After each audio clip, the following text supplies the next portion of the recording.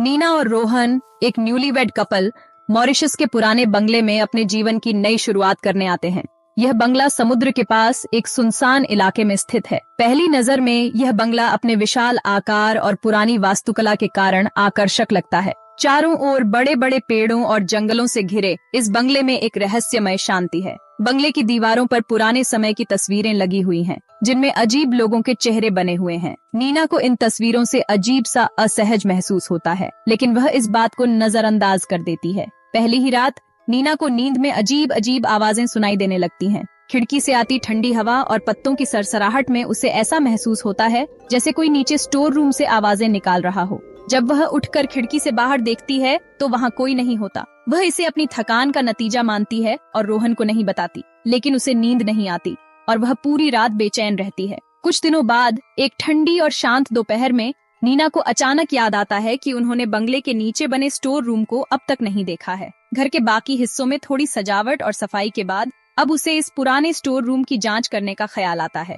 वह धीरे धीरे स्टोर रूम की ओर बढ़ती है। जैसे ही नीना दरवाजा खोलती है, एक ठंडी, नम और अजीब सी गंध उसकी नाक से टकराती है। कमरे में बहुत अंधेरा था और केवल दरवाजे से आती हल्की रोशनी ही भीतर का दृश्य दिखा रही थी। कमरे के अंदर पुरानी चीजों का ढेर था, पुराना फर्नीचर, टूटी फूटी तस्वीरें और लकड़ी के बक्से। नीना की नजर एक अजीब से लकड़ी के डिब्बे पर पड़ती है। डिब्बे पर अनजाने चिन्ह खुदे होते हैं जो किसी प्राचीन भाषा के प्रतीत होते हैं। डिब्बा बहुत पुराना और भारी होता है और उसमें से हल्की सी अजीब गंध आ रही होती है। नीना उसे अपने साथ ऊपर ले आती है। नीना को वह पूरा डिब्बा बहुत सुंदर और ऐतिहासिक लग रहा होता है, क्योंकि उसे पुरानी चीजों का संग्रह करने का बहुत शौक होता है। वह उसे साफ करने के लिए खोलती है। जैसे ही डिब्बा खुलता है, अचानक पूरे कमरे की लाइटें बुझ जाती हैं। हवा में ठंडक बढ़ जाती है और ऐसा लगता है जैसे किसी ने घर के अंदर से एक गहरी सांस ली हो। नीना इसे ज्यादा न सोचकर डिब्बा साफ करके उसे अपनी बाकी संग्रह की चीजों के साथ रख देती है। लेकिन उसी रात से अजीब घटनाओं का सिलसिला शुरू हो जाता है। उसको घर में बार बार ऐसा महसूस होता है कि कोई उसके पीछे चल रहा है। एक रात जब वह किचन में पानी लेने जाती है तो उसे लगता है कि उसके पीछे एक छाया है। जब वह पलट कर देखती है तो वहाँ कोई नहीं होता। उसके चारों ओर डरावनी आहटें बढ़ने लगती हैं। एक सुबह जब नीना ड्रेसिंग टेबल के सामने बैठकर तैयार हो रही होती है तो उसे आईने में अपना अक्स कुछ अलग सा लगता है। जैसे ही वह ध्यान से देखती है, उसकी परछाई उसे एक डरावनी मुस्कान देती है और अचानक उसकी आंखें काली पड़ जाती हैं। नीना घबरा जाती है और जोर से चिल्लाती है। रोहन दौड़कर वहां आता है, लेकिन जब वह आईने में देखता है तो सब कुछ सामान्य होता है। एक रात सोते हुए नीना को सुनाई देता है कि कोई धीमी आवाज में उसका नाम पुकार रहा है। यह सुनते ही नीना अपनी जगह से उठ जाती है। वह साइड में रोहन को देखती है, लेकिन उसे ऐसा लगता है जैसे रोहन के पीछे से कोई उसे देख रहा है। डरते हुए जब वह रोहन को उठाती है तो सब कुछ सामान्य हो जाता है। रोहन भी इन घटनाओं से अछूता नहीं रहता और जल्दी ही उसे भी बार बार एक ही सपना आने लगता है, जिसमें नीना रात के समय उसके पास खड़ी होकर बड़बड़ा रही होती है, लेकिन उसकी आवाज अजीब और डरावनी होती है। दिन ब दिन घर का माहौल और खतरनाक हो जाता है। चीजें अपने आप हिलने लगती हैं। खाली कॉरिडोर में भारी कदमों की आवाजें गूंजने लगती हैं और फर्नीचर अपने आप जोर जोर से खिसकने लगता है। धीरे धीरे नीना का व्यवहार भी अजीब होने लगता है। वह घंटों तक खाली दीवार को घूरती रहती है, अजीब भाषा में बातें करने लगती है।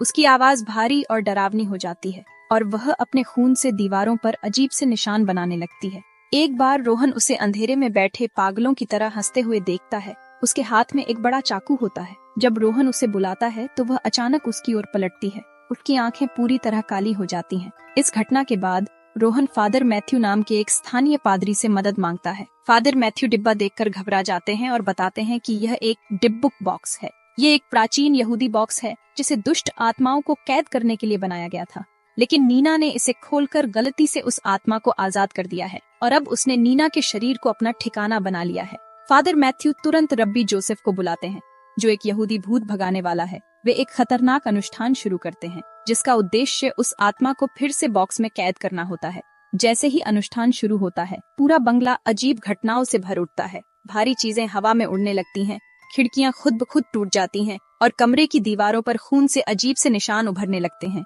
नीना का शरीर अजीब तरीके से मुड़ने लगता है। उसकी आवाज डरावनी और गहरी हो जाती है और उसकी चीखें पूरे बंगले में गूंजती हैं। थोड़ी देर बाद ही नीना का चेहरा पूरी तरह से बदल जाता है। उसका चेहरा सड़ा गला होता जाता है। फादर मैथ्यू और रब्बी जोसेफ अपने मंत्रों का जाप तेज कर देते हैं। चारों ओर हवा में गूंजती मंत्रों की आवाजें बंगले की दीवारों से टकराने लगती हैं। लेकिन जैसे जैसे अनुष्ठान आगे बढ़ता है वो आत्मा और उग्र हो जाती है। नीना की आंखें पूरी तरह सफेद हो जाती हैं, उसकी उंगलियां डरावने ढंग से लंबी हो जाती हैं और वह जमीन से कुछ इंच ऊपर उठने लगती है। अचानक कमरे में लगी सभी लाइटें एक झटके में फट जाती हैं। चारों ओर केवल मोमबत्तियों की टिमटिमाती रोशनी बचती है। फादर मैथ्यू अपनी आखिरी शक्ति जुटाकर पवित्र जल नीना पर छिड़कते हैं, लेकिन नीना जोर से हंसती है जिससे कमरे में कंपन होने लगती है। अचानक नीना की गर्दन अस्वाभाविक रूप से घूम जाती है और उसके खुले हुए मुंह से काले धुएं की मोटी लहरें निकलने लगती हैं। रब्बी जोसेफ जल्दी से डिब्बुक बॉक्स को पकड़कर उसमें मंत्रोच्चारण करने लगते हैं। जैसे ही मंत्र पूरे होते हैं, एक जोरदार चीख के साथ काला धुआं तेजी से बॉक्स में समाने लगता है। नीना जमीन पर गिर जाती है, उसका शरीर ठंडा हो जाता है। कमरे में एक अजीब सी शांति छा जाती है। रब्बी जोसेफ और फादर एक दूसरे को देखकर राहत की सांस लेते हैं। नीना की आंखें झटके से खुल जाती हैं। अब उसकी आंखें पहले की तरह सामान्य लग रही होती हैं, पर उसके चेहरे पर थकान झलक रही होती है। रोहन नीना को संभालने के लिए उसके पास जाता है। रब्बी जोसेफ डिब्बुक को अपने साथ ले जाने का फैसला करते हैं। कुछ दिन बाद रोहन नीना की जल्दी रिकवरी के लिए वह बंगला छोड़कर कहीं और चले जाते हैं।